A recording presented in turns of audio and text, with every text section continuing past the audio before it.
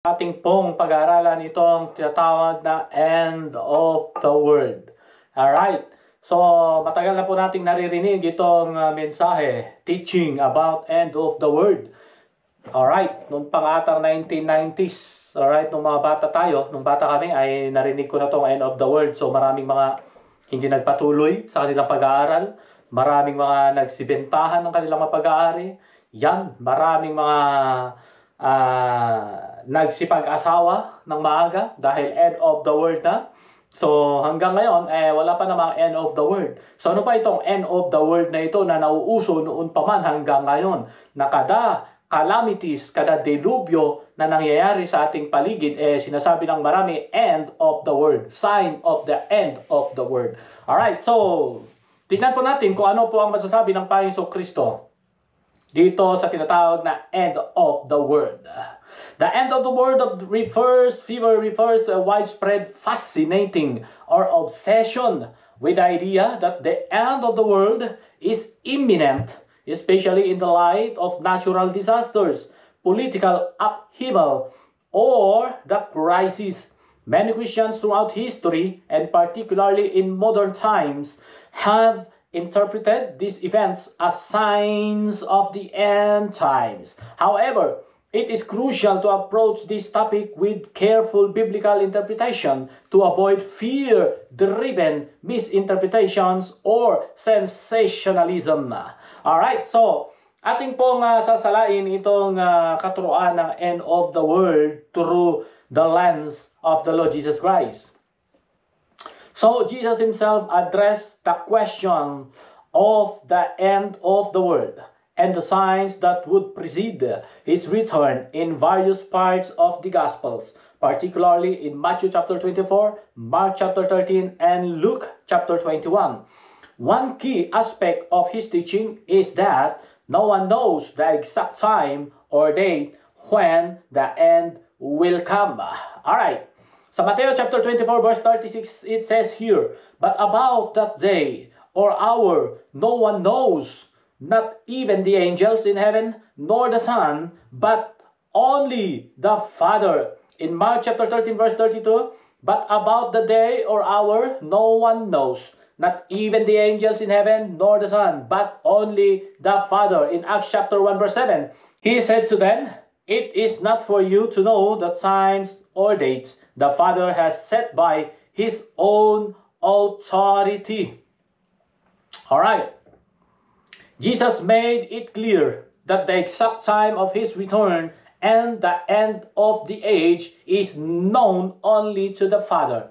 This means that any predictions, regardless of the calamities happening in the world, are speculative and outside the scope of what Jesus taught. Therefore, Jesus warns against trying to pinpoint the end through specific events or crisis. Ayan.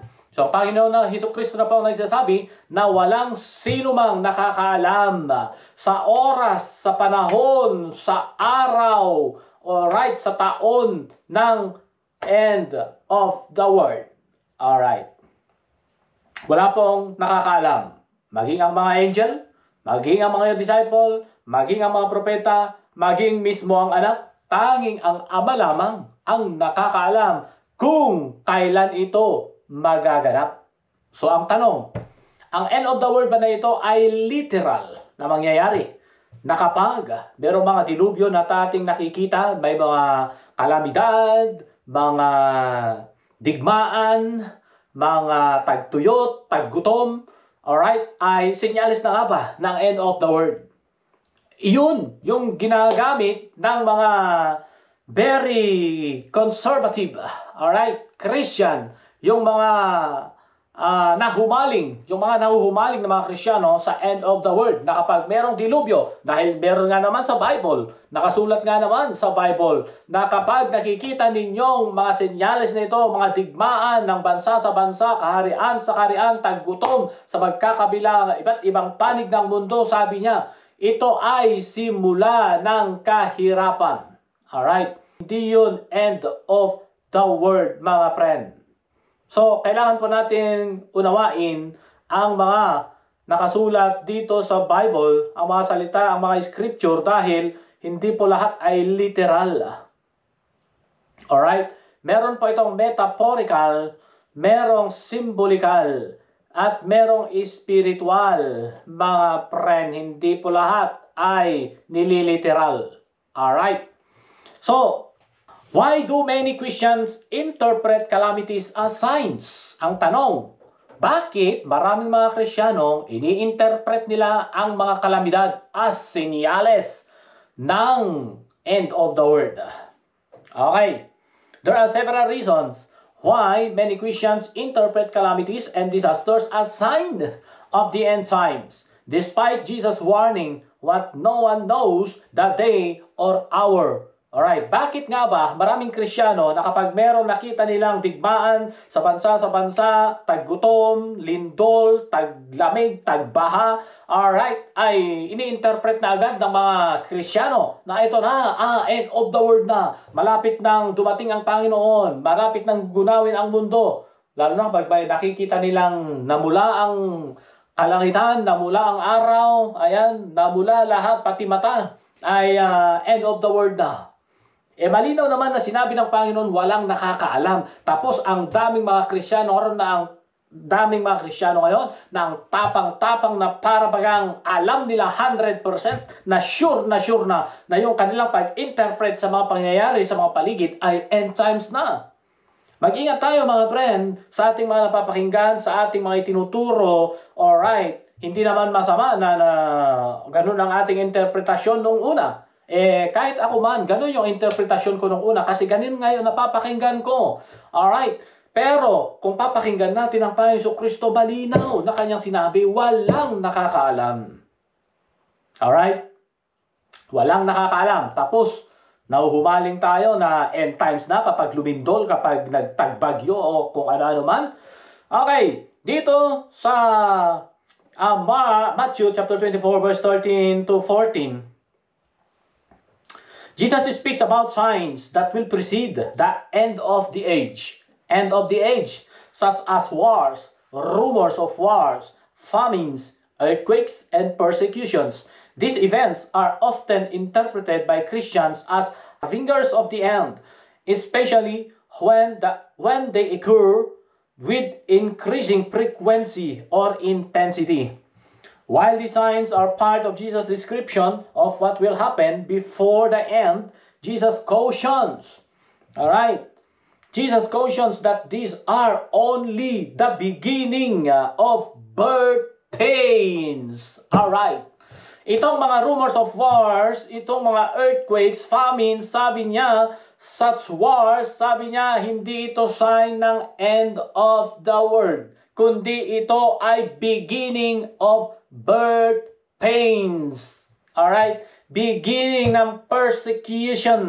Alright? Sa Matthew chapter 24 verse 8, these signs are not meant to be used as indicators of the exact time of Christ's return, but as reminders of the fallen, broken state of the world and the need of redemption. Alright?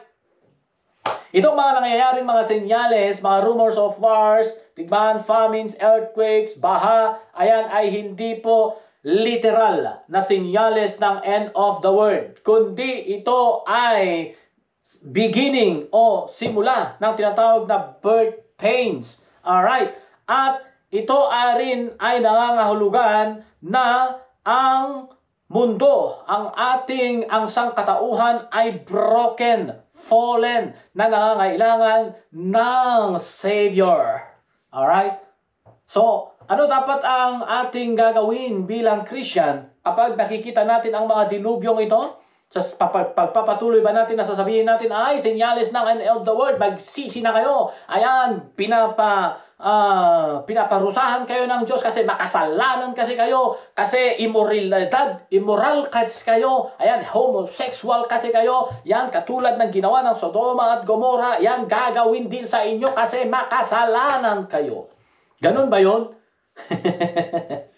Ganon tayo noon, mga friend. Noong hindi pa naliwnawan yung ating pong isip, Alright? Yung ating pag-unawa, nung hindi pa lumalalim, yung ating pong pag-unawa sa mga scripture ay ganun tayo nga mag-interpret. Pero, ngayon, salamat sa Panginoon. Salamat sa Diyos dahil binabago tayo ng Lord.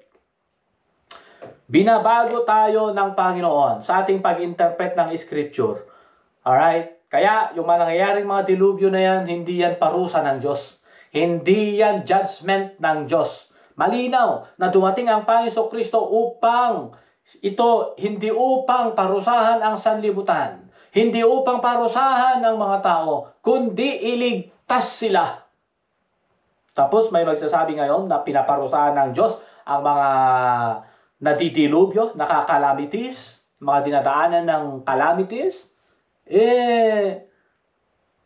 Ibig niyong sabihin, ang Pilipinas laging pinaparusahan ng Diyos kasi laging binabagyo, laging binabaha. Ganun ba yun? Hindi po mga friend. Kasi nga, ang mga nangyayari sa ating paligid ay meron ding parte o part ng tao kung bakit dumaranas sila ng mga ganun. Yung tinatawag na consequence. Alright? Consequence. Bakit maraming namatay sa lugar na yun?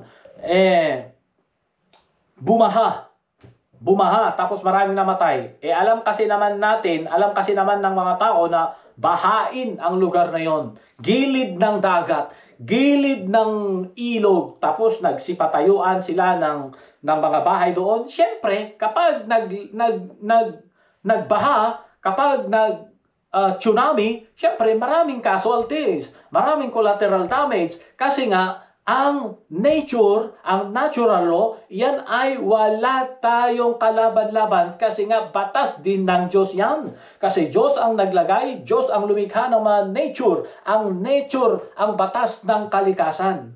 Alright? Alam mo na nasa paanan ka ng bundok, hindi safe. Tapos magpapatayo ka ng bahay doon, paano kung nag-landslide?